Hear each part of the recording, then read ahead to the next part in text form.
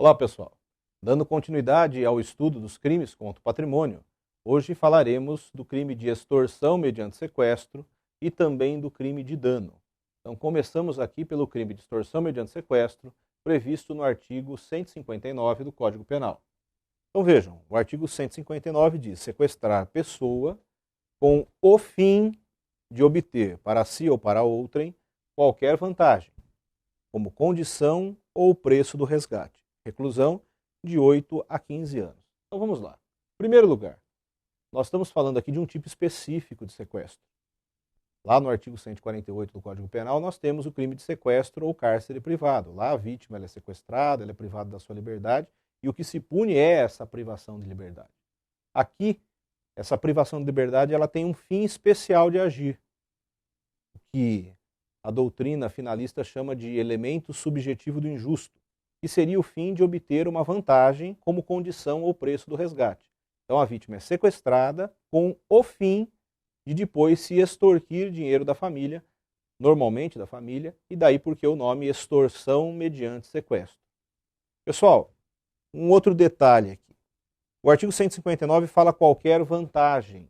Então, ao contrário, por exemplo, do crime de extorsão, que fala em indevida vantagem econômica, aqui o legislador usou o termo qualquer vantagem. E aí, obviamente, surge uma discussão. Essa vantagem seria apenas a vantagem de natureza patrimonial, a vantagem econômica, ou serviria qualquer outro tipo de vantagem? Muito já se discutiu a respeito. Hoje em dia, a doutrina e a jurisprudência, ela tende no sentido de se admitir tão somente a vantagem de natureza econômica, a vantagem patrimonial. Por quê? Porque o crime de extorsão mediante sequestro é um crime contra o patrimônio. Então, se a vítima é sequestrada para se exigir qualquer outra vantagem que não tenha nenhum tipo de valor econômico, nós teríamos então um outro crime e não o crime de extorsão mediante sequestro do artigo 159. Bom, o crime de extorsão mediante sequestro, pessoal, ele é crime hediondo, né? Todo ele, todos os parágrafos, né, o caput, todo o crime de extorsão mediante sequestro é crime hediondo. Aliás, a lei de crimes hediondos, a lei 8.032/90, ela foi criada justamente por conta, né, de uma onda de extorsões mediante sequestros que nós tivemos no Brasil, né, no final da década de 80, começo da década de 90. Daí porque o crime de extorsão mediante sequestro foi aí um dos primeiros já colocados como crimes hediondos. Bom, o parágrafo 1º do artigo 159 traz aqui já uma figura de extorsão mediante sequestro qualificada, já com uma pena maior de reclusão de 12 a 20 anos. Então vejam, o crime de extorsão mediante sequestro, ele é qualificado quando, primeiro, o sequestro dura mais do que 24 horas. Então a vítima ela é mantida em cativeiro por mais de 24 horas, que normalmente acontece nesse tipo de crime de extorsão mediante sequestro. Então esse é um dos motivos que leva à qualificadora. Segundo lugar, se é sequestrado menor de 18 anos ou maior de 60 anos. Então, dependendo da idade da vítima, o sequestro também é qualificado. E terceiro, se a extorsão mediante sequestro ela é praticada por bando ou quadrilha. Hoje o Código Penal não usa mais o termo quadrilha, ele usa o termo associação criminosa, mas dá na mesma. Tá? Se o crime ele é praticado por uma organização, por uma associação criminosa de pessoas, o que normalmente acontece nesse tipo de crime, então também temos aí uma figura qualificada, uma reclusão aí de 12 a 20 anos. Lembrando, pessoal, que o sequestro, ou melhor, crime de extorsão mediante sequestro, ele é um crime formal. Ele não exige que aquela vantagem seja realmente recebida. Basta que a vítima seja sequestrada com o fim de se obter depois a vantagem como condição ou preço do resgate. Estou só retomando um ponto ali que eu deveria ter falado logo no começo.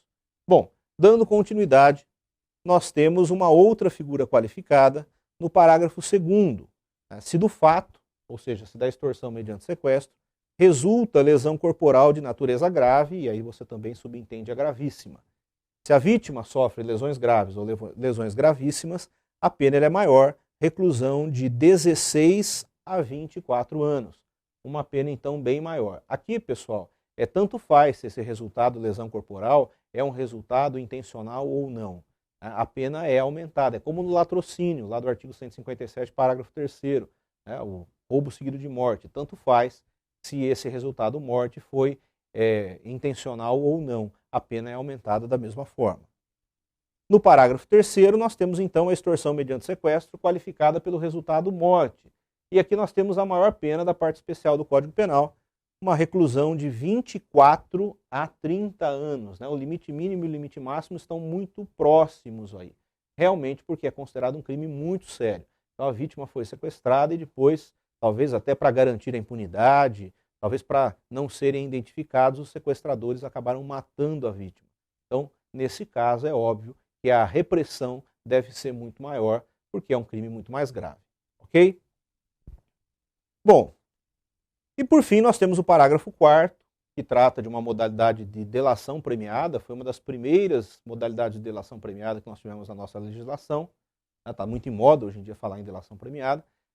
Mas aqui nós teríamos o quê? Vejam, aquele que participou da extorsão mediante sequestro, né, então o concorrente, que denunciar à autoridade o crime e facilitando assim a libertação da vítima, ele terá direito a uma redução de pena de 1 a 2/3. Uma redução de pena de 1 a 2/3.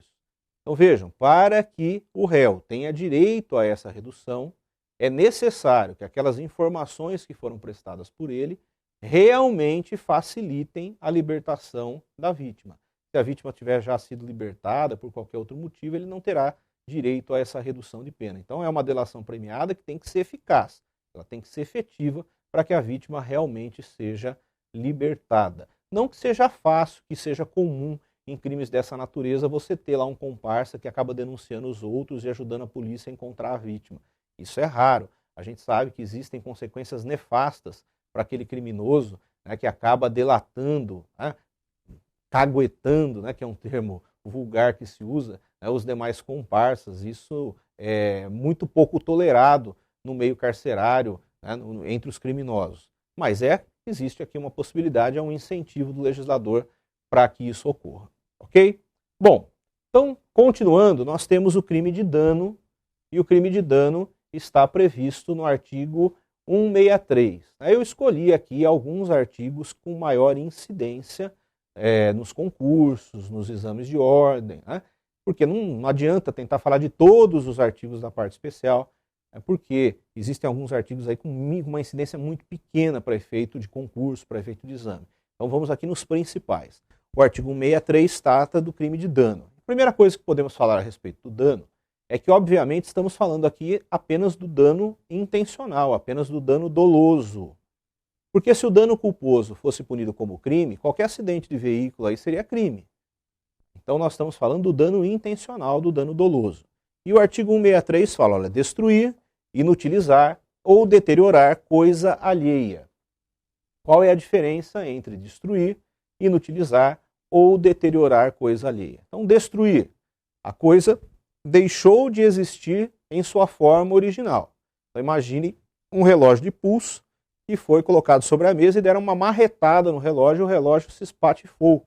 Então, ele já não existe mais naquela sua forma original, ele foi destruído. Segundo verbo utilizado aqui seria inutilizar. O que seria a inutilização? A coisa ela continua existindo no seu formato original, só que ela já não é mais útil para aquela finalidade para a qual ela foi criada.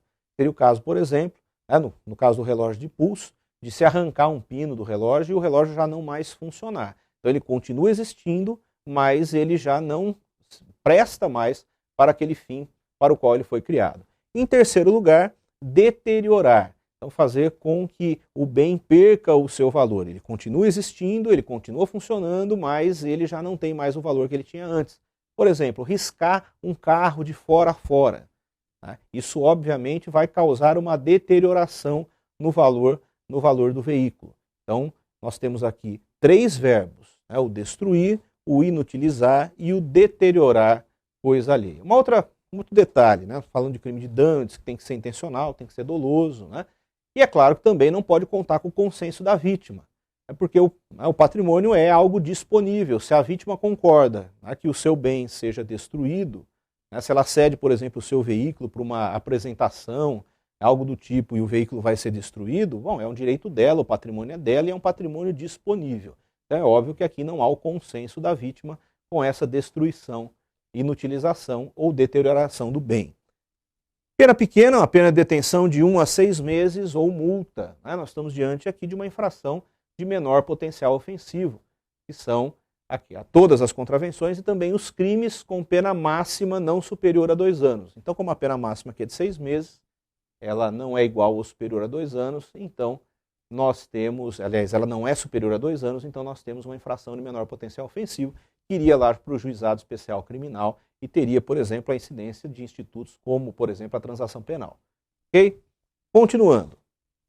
No parágrafo único nós temos hipóteses de dano qualificado. Aqui a repressão é um pouco maior. Então vejam, se o crime é cometido, primeiro, com violência à pessoa ou com grave ameaça.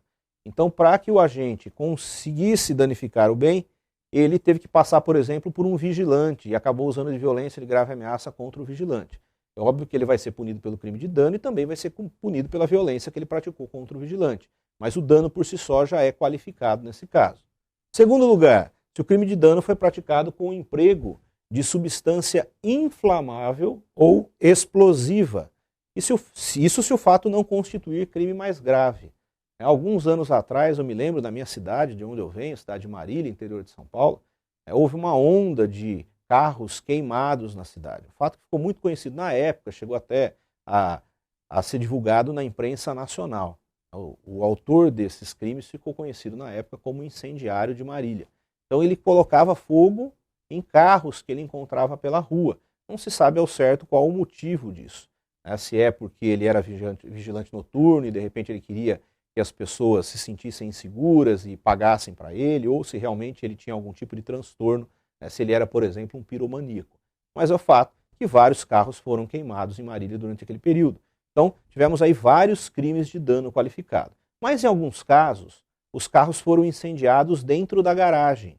E aí houve um risco de incêndio no imóvel em que o carro se encontrava.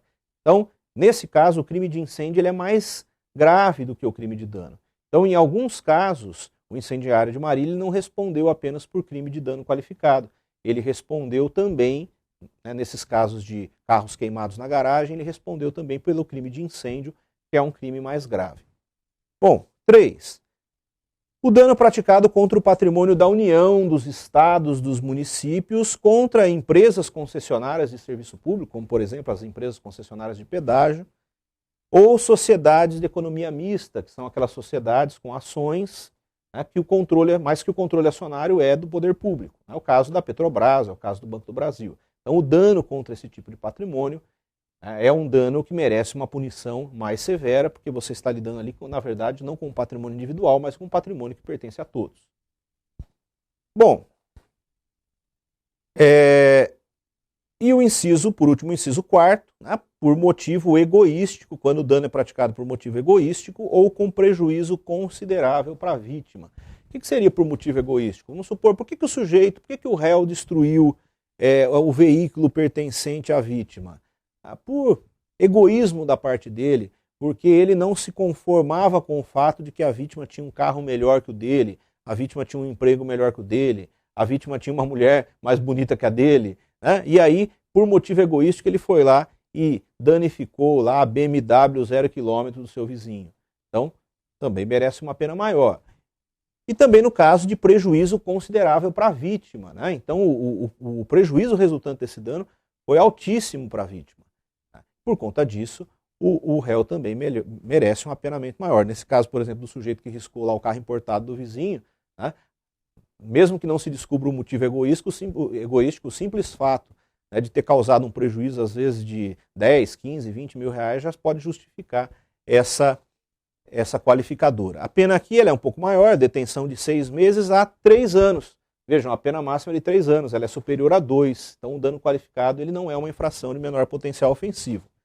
Então detenção de 6 meses a 3 anos e multa, além da pena correspondente à violência.